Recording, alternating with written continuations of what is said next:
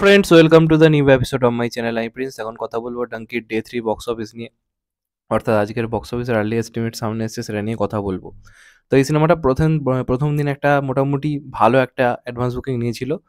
ভালো বলছি, এটাকে আউটস্ট্যান্ডিং বলতে হতো যদি অন্য কোনো সুপারস্টারের সিনেমা হতো।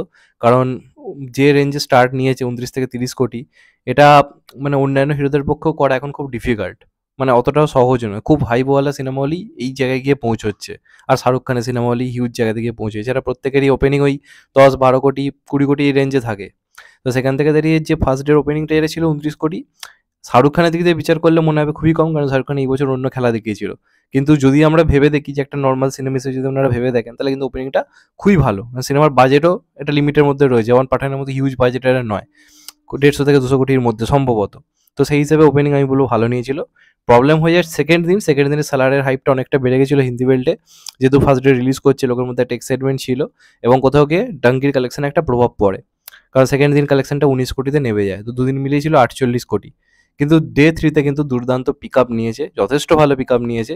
কারণ সিনেমাটা আমি বারবার বলছি মিক্স রিভিউ পেয়েছে। সেই পরিমাণে একটা সিনেমা যখন মিক্স রিভিউ পায়, কালেকশনের ক্ষেত্রে একটা কিন্তু প্রভাব দেখা যায় যে বাড়ার জায়গায় কমছে কিনা। সেটা কিন্তু এটার ক্ষেত্রে হয়নি।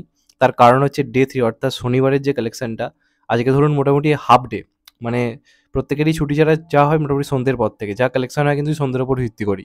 তো ওই হিসেবে যা অ্যাডভান্স বুকিং যে লেভেলের হয়েছে, সকালের দিকে অকুপেন্সি দুর্ধর্ষ ছিল। এবং কলকাতায় তো রেসপন্স খুবই ভালো, সব থেকে ভালো রেসপন্স কিন্তু সিনেমাটার কলকাতাতেই হচ্ছে, যেটা একটা দুর্ধর্ষ ব্যাপার, মানে অবাক করে দেওয়া ব্যাপার। এবং এটা স্বাভাবিক, শাহরুখ খানের সিনেমা এলেই হয়, হিন্দি সিনেমাকে একমাত্র শাহরুখ খানের সিনেমা এলে মুম্বাই দিল্লিতে কলকাতার রেসপন্স বেশি থাকে। তো সেই হিসেবে বলতে গেলে আজকে কালেকশন একটা ভালো রকম কিন্তু মানে গ্রোথ এসছে।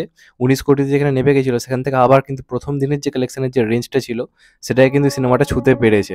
প্রথম দিনটা একটা সেলিব্রেশনের দিন, সেই দিনের সঙ্গে যখন একটা হাফ ওয়ার্কিং ডে কালেকশন যখন সমান জায়গা থেকে পৌঁছচ্ছে, বুঝতে হবে দর্শকের মধ্যে সিনেমাটা নিয়ে কিন্তু একটা অ্যাকসেপ্টেন্স রয়েছে এবং এটা লং রানে ভালো চলবে, এরকম একটা আশা কিন্তু দেয়।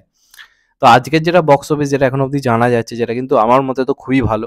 এবং আর্লি এস্টিমেট অনুযায়ী আজকে কিন্তু সিনেমাটা মোটামুটি 30 কোটি কিন্তু কালেকশন করতে চলেছে, যেটা কিন্তু কোনো অংশে কিন্তু কম নেই। এবং যদি এটা করতে পারে আজকে 30 কোটি, তাহলে 3 দিনে কিন্তু কালেকশন 80 কোটিতে কিন্তু মানে চলে যাবে। তবে ওভারসিজে এই সিনেমাটার রেসপন্স জওয়ান পাঠানের থেকে খানিকটা কম, কারণ ওখানে ওভারসিজে 100 কোটি করে পার ডে কালেকশন আসছিল ওয়ার্ল্ড ওয়াইড। সেটা এটার ক্ষেত্রে হচ্ছে না, এটার ক্ষেত্রে মিনিমাম একটু কমের দিকেই যাচ্ছে এবং সেটা স্বাভাবিক, কারণ সিনেমাটা তার মাস মুভি নয়, একটু অন্য টাইপের সিনেমা, সেই হিসেবে দর্শকটা একটু কম হচ্ছে ওভারসিজে। কিন্তু অন্যান্য হিরোদের কথা যদি ভেবে দেখি, তাহলে ওভারসিজ কালেকশনও খুবই ভালো। তো সেই হিসেবে এখনো 3 দিনের কালেকশন টোটাল 80 কোটিতে গিয়ে দাঁড়াচ্ছে। এবং কালকে তো রোববার, কালকে আমার মনে হয় এই সিনেমাটার সব থেকে বেশি কালেকশন আসতে চলেছে। কারণ এই সিনেমাটা হিট মানে ব্লকবাস্টার হবে কিনা তো সেটা সময় বলবে, কিন্তু সুপার হিট তো মানে হবেই। কারণ অলরেডি 3 দিনে 80 কোটি, কালকে একটা ভালো কালেকশন আসবে, 25শে ডিসেম্বর তো শিওর শট একটা ভালো কালেকশন আসবে, 31 ডিসেম্বর ভালো কালেকশন আসবে, 1 জানুয়ারি ভালো কালেকশন আসবে।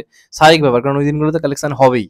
তো সিনেমাটা কিন্তু অবশ্যই প্রথম সপ্তাহ শেষে বা মোটামুটি 10-12 দিন পরেরই কিন্তু কালেকশন প্রায় 200-250 কোটিতে কিন্তু চলে যেতে পারে। তো সিনেমাটার কিন্তু মানে অনেকে যেরকম বলছে হেটার যারা, ফ্লপ হয়ে যাবে, হ্যান হয়ে যাবে, ত্যান হবে, ওইসব হওয়ার কিন্তু কোনো চান্স নেই। সিনেমাটা যেরকম চলার কিন্তু ভালো চলছে, হয়তো একটা 1000 কোটি হয়তো আমরা পাবো না, কিন্তু 600-700 কোটি কিন্তু হয়ে যেতেই পারে যদি সব কিছু ঠিক থাকে। এবং লং রানে যদি চলতে পারে, তাহলে সিনেমাটা আস্তে আস্তে ভালো জায়গাতে গিয়ে পৌঁছবে। তো সত্যি কথা বলতে গেলে এসআরকে বলি আরেকবার করে দেখালো, কারণ এটা যেরাম রিভিউ পাচ্ছে বা যেরাম ধরনের এটা সিনেমা, আমার মনে হয় না এসআরকে বাদ এটা অন্য কেউ করলে 3 দিনে 80 কোটি এরকম জায়গাতে পৌঁছতো কিনা, তার হাফও হতো কিনা সন্দেহ রয়েছে, এটা ফ্যাক্ট। কারণ আমির খানও একসময় করেছে, কিন্তু আমির খানের সেই ক্রেজটা এই মুহূর্তে দাঁড়িয়ে নেই। এই মুহূর্তে শাহরুখ খান বলেই এই কালেকশনটা কিন্তু এসছে।